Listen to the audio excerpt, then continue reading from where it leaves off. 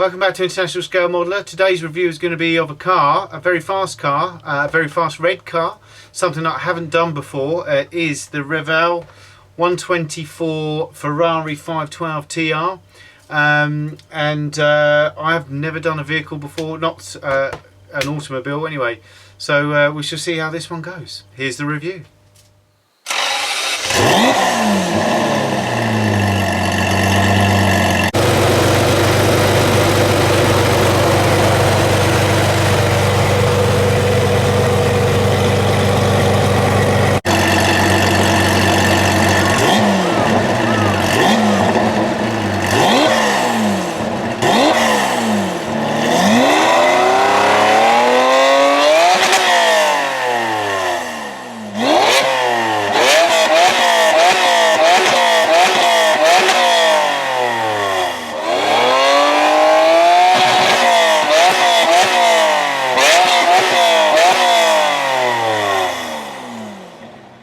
The Revell 124 Ferrari 512 TR.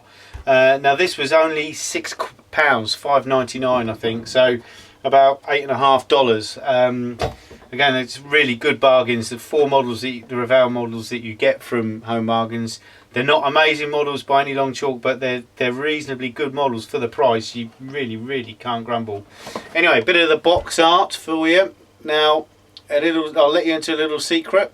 I've never ever done a car, ever. The other thing about it, showing the made up model on the box, and there's a little bit about the Ferrari as well, not a great deal on the back. Let's have a look inside. Yes, I've never ever done a car, and it's something I thought, well, as I haven't done one, I want to do one. I want to see if I'm going to enjoy doing them. Now I've got this, which was, you know, an impulse buy along with the other Revell stuff when I was downtown, but I've also just bought a monogram Lamborghini, which I will be doing soon. So watch out for that one. That will be up soon, very soon, as a review. So let's have a look. It's all in one big bag, as is Revell's like. Let's just get all this out. Now, I can't give you much advice about this because, as I say, I've never done an automobile before. So I'm just going to quickly whiz through this. So you'll have to bear with me if I get anything wrong. Tough, absolute tough. So this is new ground for me. So I'm just going to have a look. Right, we have the body. It's a nice looking Ferrari, very Testarossa-ish. The TR, the 512 TR, but the body itself, the plastic seems nice. It's not flexible, it's not too flexible, which is nice, which I imagine is quite important. Some small bits of engraving, which will be the pinion finiore, that just in there, okay, which you'd have to pick out, I would imagine, on here. But apart from that, the moulding looks nice, the grille looks nice. The little horse on the front is a stallion's good. The rear bumpers, well defined. Whoop! Nearly lost that then. Yeah, see. So as I say, I don't really know what I'm looking for, but it looks okay to me. I will be able to, with this one. This is why I really got a car, so I can use my new Tamiya stand on it. But no, so yeah, so that seems quite nice. The wheels are rubber. I think this is quite common with vehicles. They're very shiny. Now I have seen a thing where you get a sander and you slightly scuff them up a bit and make them look a little bit worn. There's two sets of tyres here, and they look exactly the same. There's no different makes or anything like that. So if you want to take your car out in the winter, you've got a winter set and a summer set. The good thing about these is if you cock up on one set, you've got another set in. So I don't know if that's true for every model of this, whether that's a mistake that they've got two sets in there. But as you can see, they'll need a little bit of work. I'm sure, as I say, I've never done them before, but they've got some flash on them. Luckily, the actual seam line itself you might get away with, just with a little bit of work with this of a very sharp scalpel, number 11 blade or something, very thin one. You might be able to get away with that. So that's the tyres. We've got sprue of the glass. Now I would imagine this on a vehicle, on a car, is very important, because there's a lot of windows in a real estate in a car. Now I would say that that's not too bad, but I would expect that to be clearer. So I would imagine definitely getting some Tamiya compound for that, or some micro mesh, and bring that right up. Now I'm sure it looks clear on there for you, but I can assure you it's not crystal, so that might need a little bit of work. There doesn't seem to be any distortion, which is quite crucial, I would imagine, on the glass for a car as well. So that's very nice. So that's not bad at all. I'm just going to put that straight back in the bag because I don't want to ruin that at all. Now I know we've got some of you guys on our forum that have done cars before, quite a few of you actually. So any advice in the stages to do one would be great. I will post my build thread and ask for it on the forum as well. But we've got a lot of chrome parts now. As I understand it, a lot of people strip these down and redo them in paint, because I've got to say that does look way out of scale, and it looks very chromy and not metally at all, especially the exhaust. I would imagine the exhaust, I would have to drill that out a bit to make that a real. That's definitely going to need drilling. The wheels themselves have got a lot of burring on them, although this side is actually not too bad at all, which is the correct side now.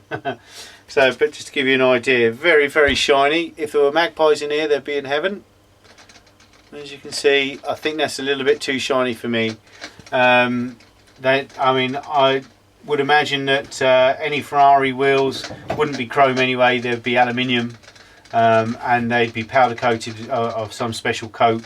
They would never be that shiny in a million years. So those wheels will definitely have to come down. So probably that'll all go in a thing of Sillet Bang, which I've heard is great for stripping stuff off of models. So that's a definite doer. The rest of the sprues with the rest of the car on the seats, the inside itself, you've got like center console with all the buttons and the gear, the gear H and everything. You've got a rough floor, some EPMs on there, but they're in areas where you wouldn't notice it. The pedals are, well, that's just ridiculous, you know. Oh, great pedals. I don't know if that's the norm. The seats themselves, I like that because they're not too crisp. They actually look like, if you painted them up leathery, they'd actually look leather, because they're not hard and defined. They're quite soft and a little bit soggy. So I would imagine that would actually come out quite nice. There's a lot of burring on this kit, around the edges, around here, the exhaust box, and the door shuts there, and the console, dashboard. Detail on the dash, if you can have a look. Okay, some detail on there, very hard to pick out, I would imagine. So I don't know if it's decaled or not. We'll get to that in a bit. The rest of the chassis, I don't know what that's meant to be like. Side skirts are all good. The engine, which I would imagine is quite important. If this, I'm just trying to see if it's on show on this. Is there a bit of glass for it? No, it's not on show. So the engine's not on show. But I would imagine if you're going to do it, you want to do it properly. Not a great deal of detail there, I would have thought, from personal opinion. But have to see how that comes out. But if it's going to be hidden, then is it worth it? Age-old question, really, isn't it? You know, if it's going to be hidden, no one's going to see it. Is it worth doing? Springs are reasonably good, I would imagine.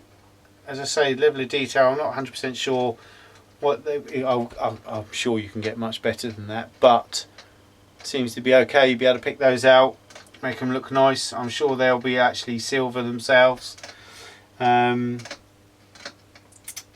So you've got like your engine braces and things like that. They all seem to be in good nick. The exhaust, there's a lot of flash on the exhaust. In fact, there's a lot of flash everywhere. I mean, obviously it's probably an old kit. Yeah, it's a Revell monogram from 1987, so it is an old kit. So it's been going a while. Again, a lot of flash on here. That looks like there's manifolds, few more engine bits and bobs, wheel discs and brakes, which I imagine are quite important. Disc brakes are very important on cars. They always show through the alloys. So yeah, sorry guys, I totally forgot. I'm going to slot this into the review. I totally forgot to do the instructions and the decals, so we'll go through them now. Obviously, as is Revell's normal, A4 black and white, a little bit about the Ferrari 512 TR, and all that. It's doesn't give, yeah, it gives its engine speed and horsepower and all that lot. Call outs are in Revell colours again. Good sprue maps as per normal with Revell, so you can take them all off and deburr them to heart's content and still have the numbers on the sprues. Starts off with the engine build. Again, seems to go together quite logically. I imagine you'd build that whole engine up, do that, and then slot it into the car. You've got parts of the chassis and the subframe go together, then the suspension, and independent wishbone suspension, and you've got the coilovers, then you slot the engine in, pop the car together, the exhaust system goes on.